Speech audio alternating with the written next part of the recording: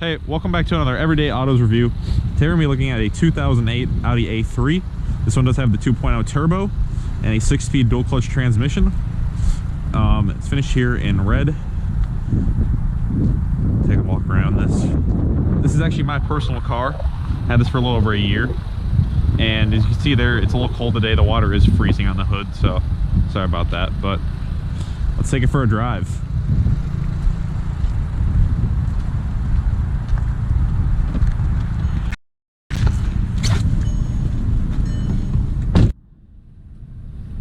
All right, let's take it for a drive.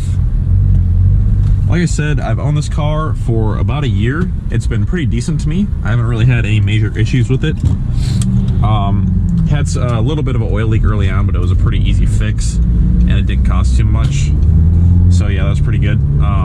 It's just a nice daily driver. The seats are comfortable. You got pretty good amenities for 2008. Leather seats, they are heated.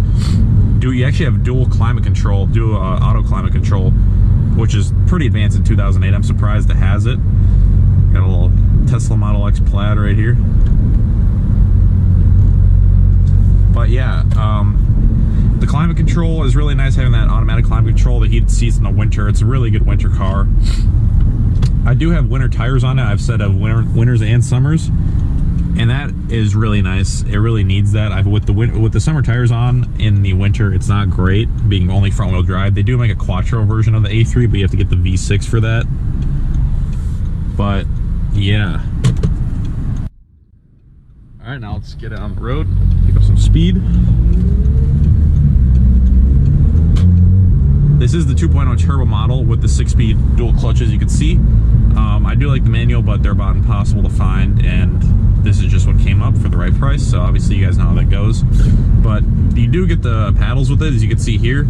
You control it right here with the plus and minus.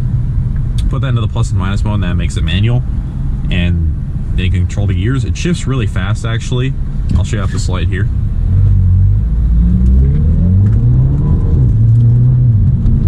And of course we got the truck going kind of slow in front of us, and for the most part it never really auto upshifts. If you like pinging off the red line, it is going to upshift so it doesn't blow up, but for the most part it's really good in letting you do what you want to do and not interfering, which I like, and it's a lot of fun. It's definitely a lot more fun than automatic. You can hear the dual clutch when it shifts. It makes those like DSG fart noise that is kind of common in like Audis and Volkswagens.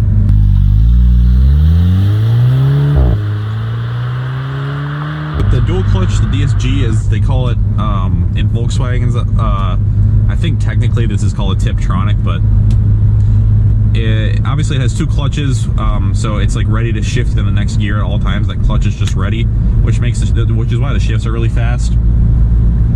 And this is actually one of the first cars, like mass-produced, not like supercars or anything, that came with the dual clutch. Audi and Volkswagen kind of pioneered that technology, and for a first attempt in like 2008, I personally think it's really good. I haven't had any issues with mine, and obviously it doesn't shift as fast as, you know, like a Huracan or something new with a dual clutch, but it's really quick, especially for 2008, which I do really like. And this is the same powertrain, the engine and transmission, as the Volkswagen GTI. This generation A3 spanned from the Mark V Golf and the Mark VI Golf. So in 2009, it actually switched to the Mark VI GTI's power plant, which gets way more torque. It's 258, I believe, where this one is only 207. And this one makes about 201 horsepower, and the later one makes 210. So you do get a big torque boost and a little power boost if you get that 2009 model, but they do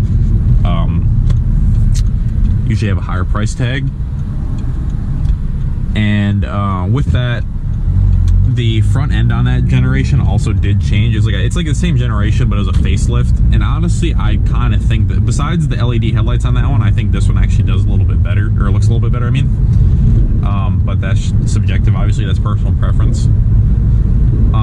One thing about this compared to a GTI is a lot of people get this and be like, oh, why is this less than the GTI if it's the Audi version of it? And in my opinion, it's pretty simple. This is just not as sporty as a GTI. The suspension isn't tuned the same. The interior is more comfort focused and less sport focused. Not that this isn't like a fun car to drive, it definitely is, and it still handles well, but It's just not a GTI.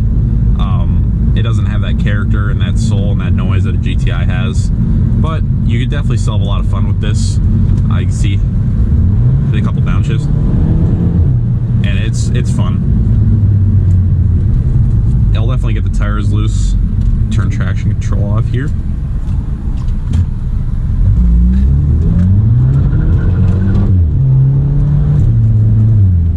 Yeah, so it's a lot of fun. Another thing I do like about this car, especially for daily driving, is just the overall interior quality.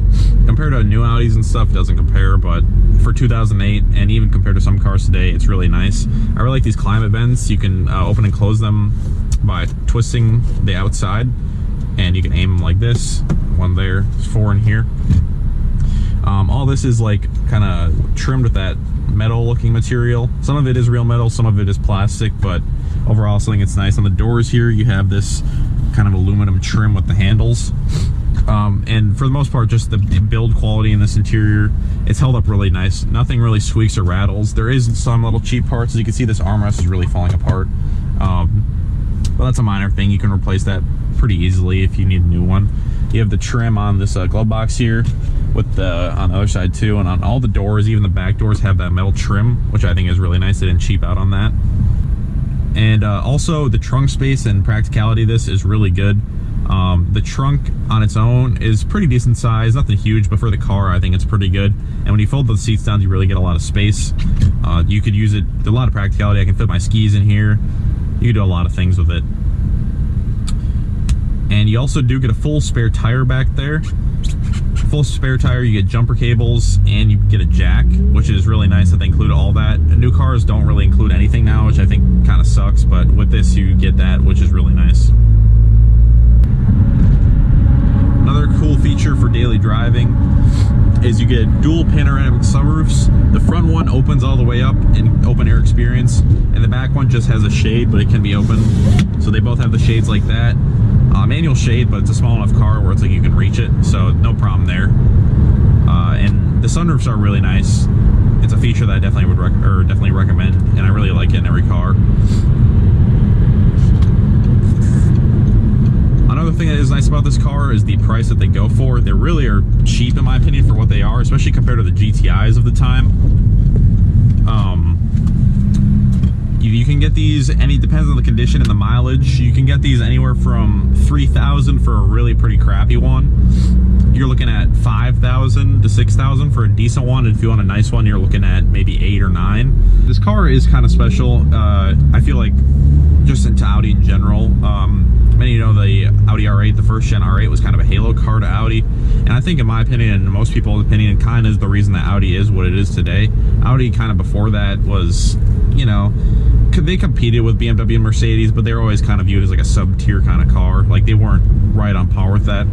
But they released some really good products. They dropped the R8 as a halo car, and all that technology and styling and everything kind of trickled down. So the main products I think that really carried it were the Q7, that big SUV, this right here, and the next gen A4 and A6. I think that really did a lot for Audi in terms of bringing their company up to the status of Mercedes and BMW. And even today, they still don't sell quite as many units as them, but I do believe for the most part they're just as good as them, and in some ways better. All right, now I'm gonna put it in sport mode, which is automatic, but it's kind of drives in a sporty setting. I'm gonna just shut up.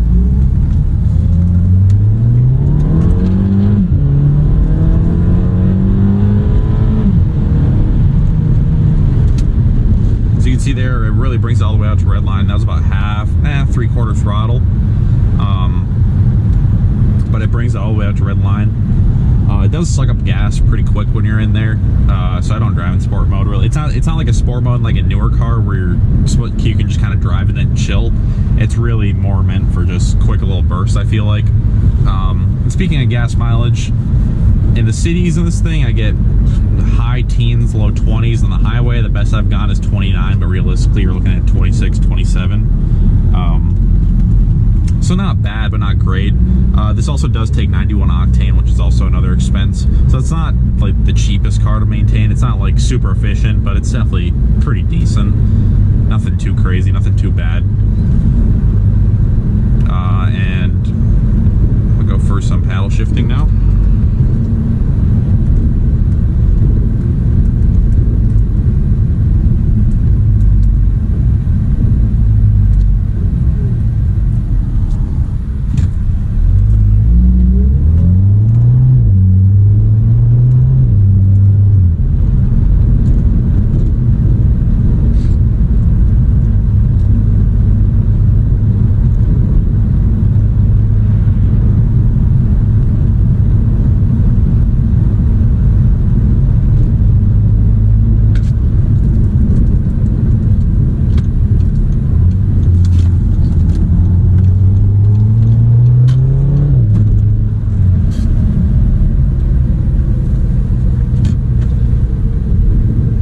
that's going to conclude this review on the 2008 Audi A3.